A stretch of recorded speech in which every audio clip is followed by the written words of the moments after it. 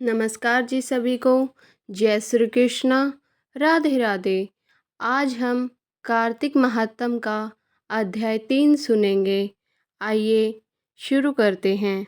सत्यभामा बोली, हे भगवान, आप काल स्वरूप हैं और काल के संपूर्ण भाग समान हैं, तब फिर कार्तिक मास ही क्यों श्रेष्ठ है? हे देव, तिथियों में एकादशी और सब महीनों में कार्तिक का महीना आपको प्रिय है।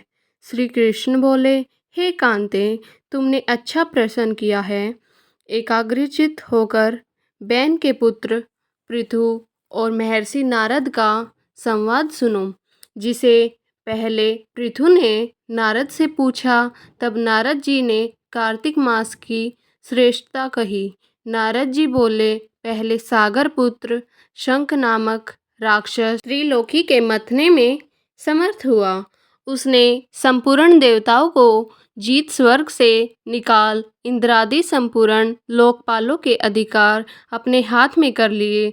सब देवता उसके भय के मारे अपने अपने स्त्री पुत्र आदि लेकर बहुत वर्ष पर्यंत सुमेरु पर्वत की गुफाओं में वास करते रहे।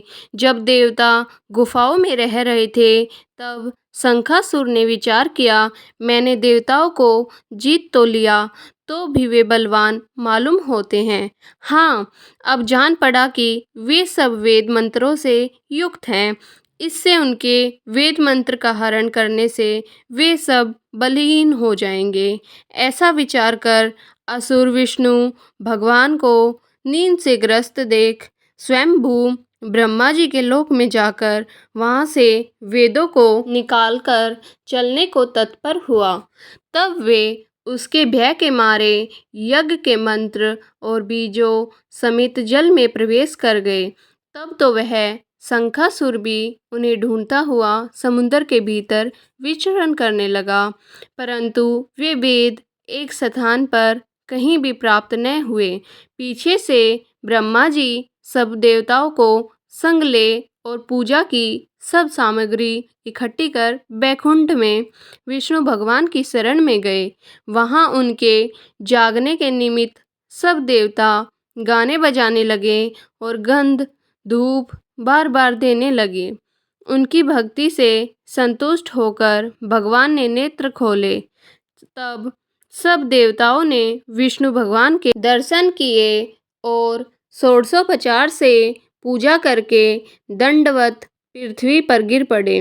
तो माधव भगवान उनसे कहने लगे, हे देवगण, मैं तुम्हारे भजन कीर्तन आदि कार्यों से प्रसन्न हुआ हूँ। मैं आप लोगों की मनोकामना पूर्ण करूँगा।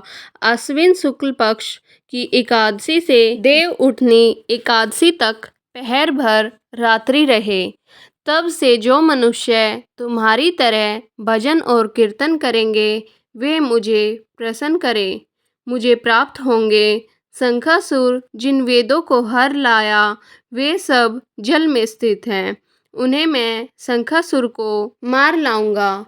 अब से बीज मंत्र समेत सब वेद प्रतिवर्ष कार्तिक के महीने में सदा जल में निवास करेंगे। मत्स्य रूप धारण कर मैं जल में जाता हूँ। तुम संपूर्ण मुनियों को लेकर संग आओ। इस लोक में जो अच्छे मनुष्य प्रातःकाल स्नान करते हैं, वे निश्चय अक्षत स्नान के फल को प्राप्त होते हैं। जो कार्तिक में सदा व्रत करते हैं, उनको हे इंद्र, तुम मेरे लोक में पहुंचा दिया करो। हे यम, तुम सदा उनकी विघ्नों से रक्षा करते रहो। और हे वरुण, तुम उनको पुत्र पौत्र आदि देते रहो। हे कुबेर, तुम उनकी धन वृद्धि करो, जिससे यह मेरा रूप धारण कर साक्षात जीवन मुक्त हो जाए। और हे अन्य देवताओं, जो जन्म से मरण तक उन बातों को धारण करते हैं, वे तुम्हारे द्वारा भी पूज्य हैं। जैसे तुमने मुझे एकादशी को जगाया है, इसलिए यह तिथि सदा मानने योग्य है।